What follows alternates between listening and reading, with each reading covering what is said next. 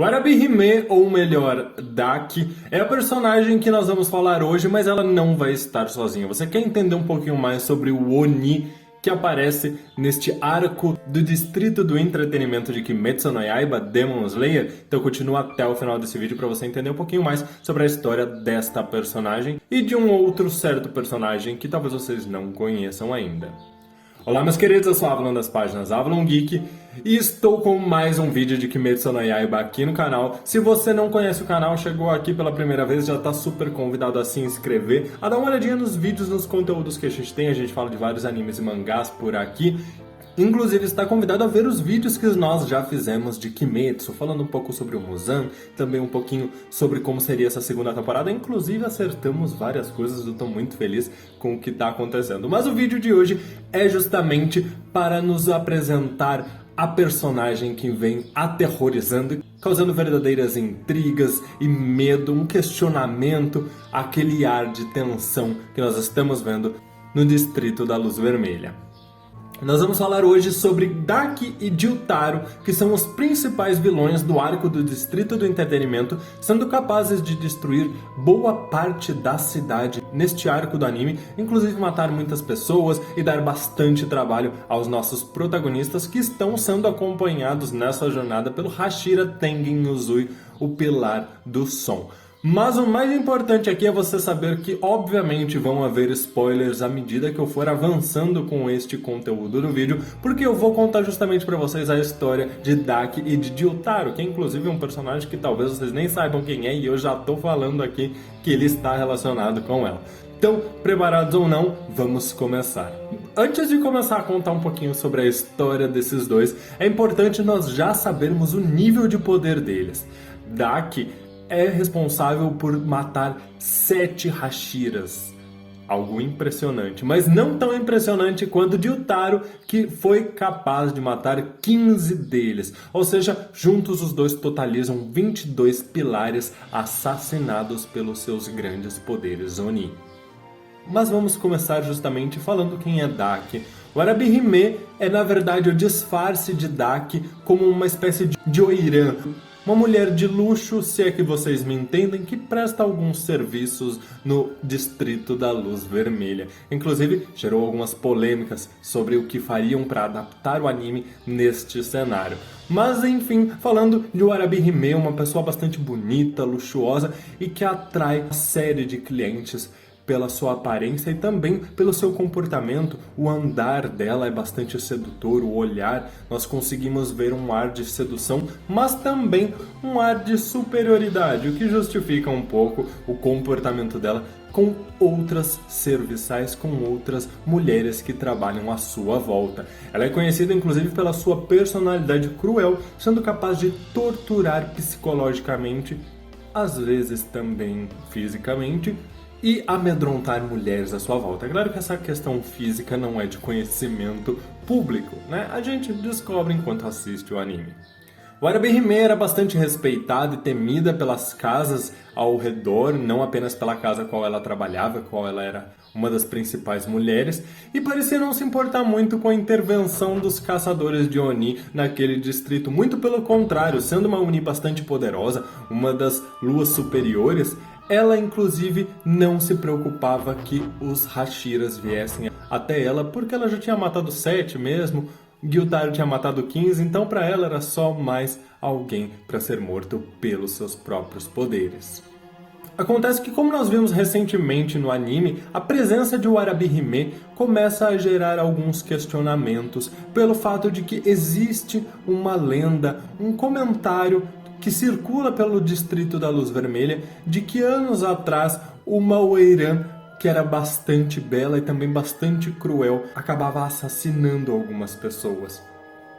E a descrição dessa Oiran bate bastante com o que nós somos apresentados ao Warabi-Hime, o que faz alguns personagens começarem a se questionar, como nós vimos sobre a responsável pela casa a qual ela trabalhava, se ela realmente é uma humana ou não. Nós aqui desse lado já sabemos que não, que ela é uma Oni, por isso que ela vive durante muitos anos e repete esse ciclo sempre como uma Oiran, uma garota de luxo, que atrai bastante clientes, devora muitos humanos, e foi inclusive assim que ela se tornou muito forte. O Muzan, quando faz uma visita para ela, buscando alertá-la de que por mais que ela seja muito poderosa, ela deveria tomar cuidado com aqueles que estavam indo atrás dela, principalmente pelo fato de que ela estava numa zona de conforto, então provavelmente ela poderia subestimar aqueles assassinos de Onis. Diz que ela se tornou muito poderosa por conta da grande quantidade de humanos que devorou ao longo de tantos anos. O que nos mostra que, obviamente, a Oiran Warabihime, ou seja, qual outra alcunha a Dak tenha utilizado por todos esses anos, atraía homens e também os devorava para saciar a sua fome. Mas antes de contarmos o passado de Dak, quem é aquela Oni e como ela se tornou uma Oni, precisamos começar por Gyutaro. Gyutaro, que quando humano era conhecido apenas como Gyu, é o irmão de Dak, que na verdade tinha um nome humano de Ume, mas vamos chegar lá. Gyu nasceu no local mais pobre daquele distrito da Luz Vermelha e também é filho de Oiran. Porém, ela não desejava que ele nascesse. Desde antes de nascer, aquela Oiran tentou se livrar dele, algo muito triste e algo que deixou várias sequelas no próprio Gyu. Nasceu além de com uma autoestima muito baixa, se sentindo totalmente rejeitado pela própria mãe, acabou sendo rejeitado por todos ao seu redor. Afinal, ele nasceu com uma aparência não muito agradável, andava sempre sujo, com pulgas, e isso era inconcebível para aqueles que viviam naquele distrito. Porque vamos pensar, estamos falando de pessoas que trabalham justamente com beleza, pessoas que precisam estar sempre belas para se venderem para aqueles que buscam os seus serviços. Então a presença de alguém como Gyu naquele local não era nem um pouco bem-vinda. Ele não tinha uma infância muito fácil, muito menos feliz. Uma das poucas coisas que ele tinha como brinquedo era uma foice que foi esquecida por um dos clientes da sua mãe enquanto Oiran, e era isso que ele usava para brincar. Porém, a um determinado momento, quando sua mãe estava grávida de Yume, ela descobriu que estava doente e morreu.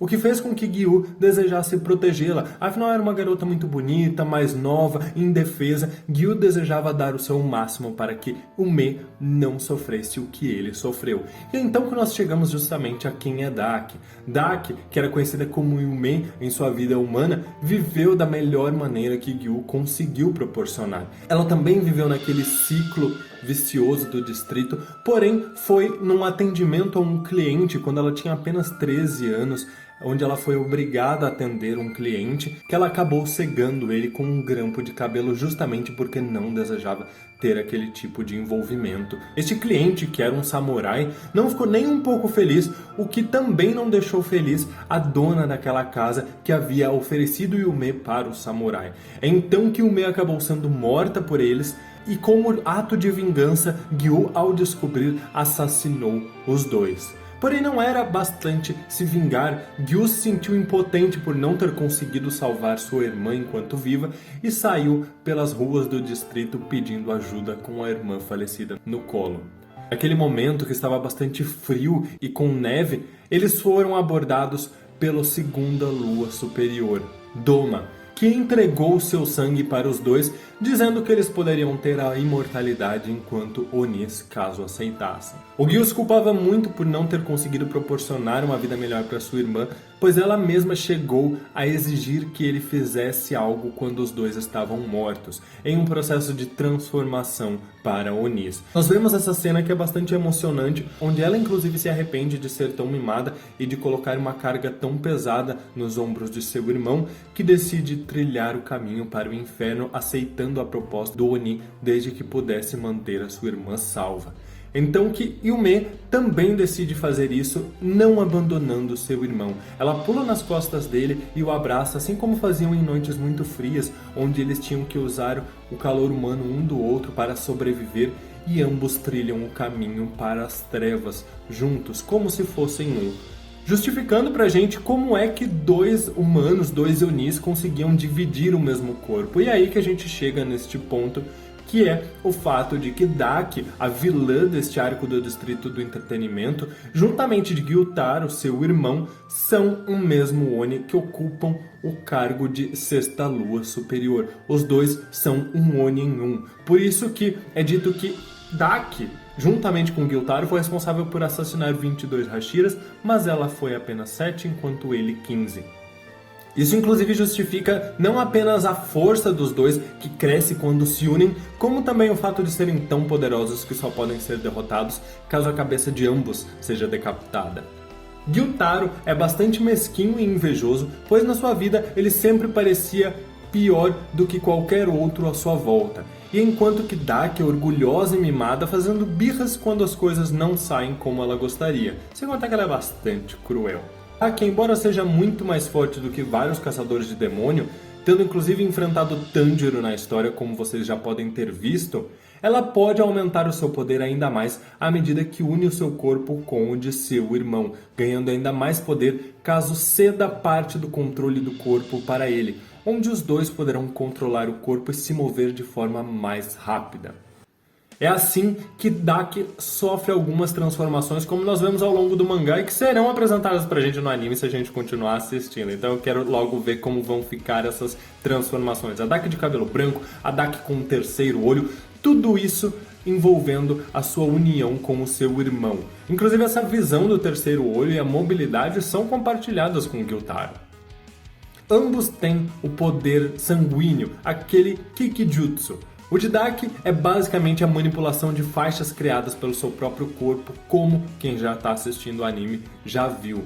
Tanto para ataque quanto para defesa e até mesmo para ela poder se deslocar de forma mais rápida e mais fácil. Enquanto que Gyutaro possui um Kikijutsu um pouco diferente. Ele pode criar e controlar duas foices que ele usa como formas de abater os inimigos e que obedecem à sua própria vontade por serem partes do seu próprio corpo, da sua própria carne.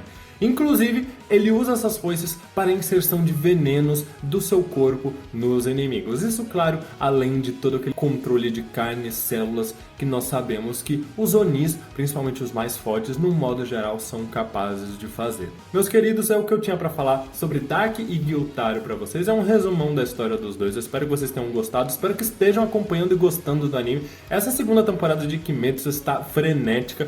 Começou ali um pouquinho morna, né, com a reintrodução do arco do filme, do trem, mas a gente conseguiu se empolgar muito à medida que foram apresentando pra gente um pouco mais do arco do Distrito do Entretenimento. Meus queridos, se vocês querem mais vídeos de Kimetsu, sugiram aí nos comentários, me ajudem compartilhando esse vídeo com outras pessoas, pra quem tá empolgado com o anime. Eu tô muito feliz em assistir e acompanhar. Muito obrigado por tudo, um grande abraço e até mais!